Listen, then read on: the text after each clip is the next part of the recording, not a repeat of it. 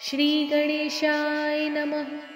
नमो विश्वस्वरूपाय विश्वस्थितियन्तहेतवे विश्वेश्वराय विश्वाय गोविन्दाय नमो नमः। नमो विज्ञानरूपाय परमानन्दरूपिणे कृष्णाय गोपीनाथाय गोविन्दाय नमो नमः। नमः कमलनेत्राय नमः कमलमालिने नमः कमलनाभाय कमलापतये नमः।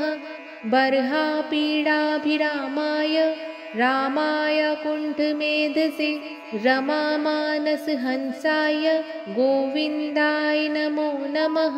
कंसवशविनाशाय केशीचाणूरघातिने कालिन्दीकोललीलाय लोलकुण्डलधारिणे वृषभध्वजवन्द्याय पार्थसारथये नमः।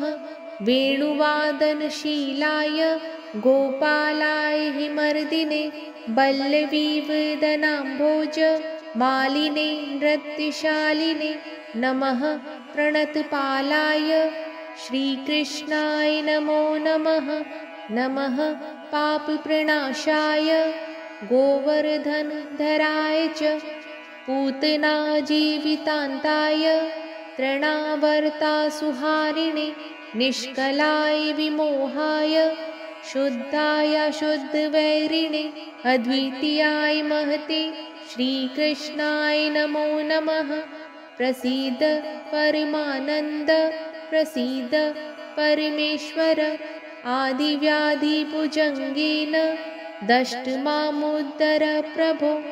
श्रीकृष्णरुक्मिणीकान्त गोपीजनमनोहर संसारसागरे मग्नं मामुद्धर जगद्गुरो।